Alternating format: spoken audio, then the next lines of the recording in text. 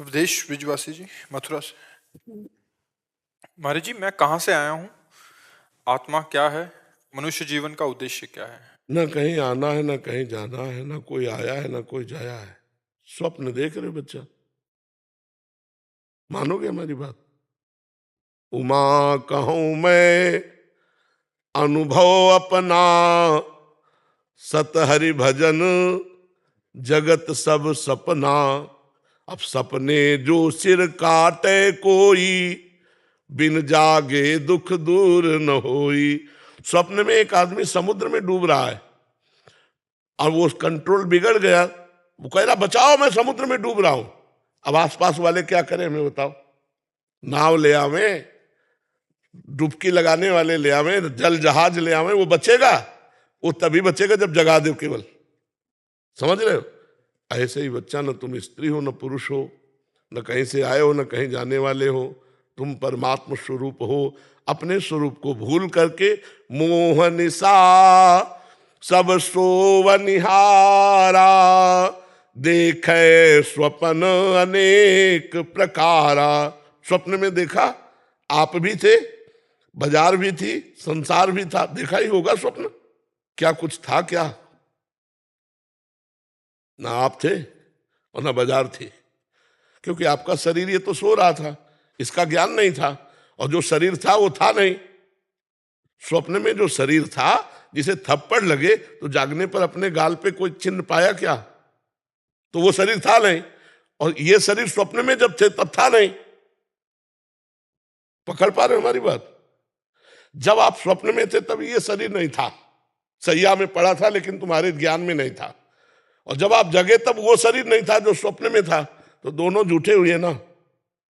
सत्य बात है बच्चा, जाग जाओ तो ना तुम जीव हो ना तुम मनुष्य हो, तुम स्वयं परमात्मा स्वरूप हो।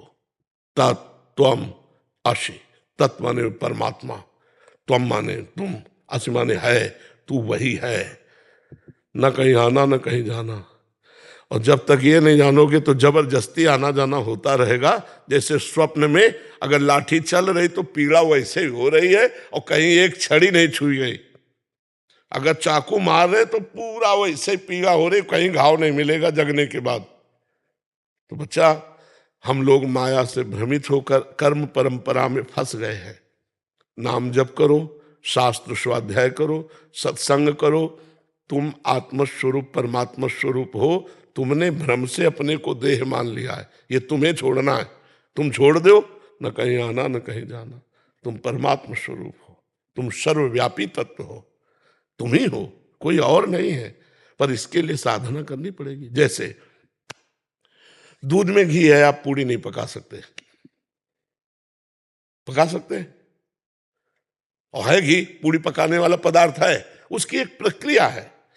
दूध को गरमाओ, दही जमाओ, फिर मक्खन निकालो, फिर उससे घी। ऐसे तुम परमात्मा स्वरूप हो, लेकिन इसकी प्रक्रिया है।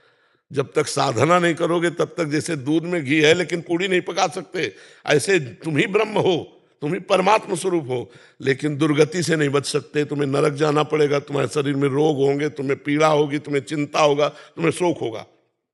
इसीलिए साधना, साधना एक प्रक्रिया। जैसे मेहंदी के रेसे रेसे में लालिमा है, और पूरे पेड़ को फाड़ कर देख लो, कहीं लालिमा दिखाई दे तो हमें बताओ? न उसकी त्वचा में, न उसके पत्ते में। उसकी एक प्रक्रिया है। उसको बांटो और बांट करके अपने हाथ में रखो, 30 मिनट के बाद धो लो, हाथ तुम्हारा लाल मिलेगा। ऐसे ही परमात्मा तत्व तुम हो, पर उसकी साधना करो, तब उसको समझ में आएगी। हमारी बात समझ रहे हो? हाँ, कहीं से आए गए नहीं हो। ये स्वप्न चल रहा, बड़ा स्वप्न, दीर्घ स्वप्न। उमा कहूं मैं अनुभव अपना, सत हरि भजन जगत सब सपना। ये स्वप्न देख रहे हो आप।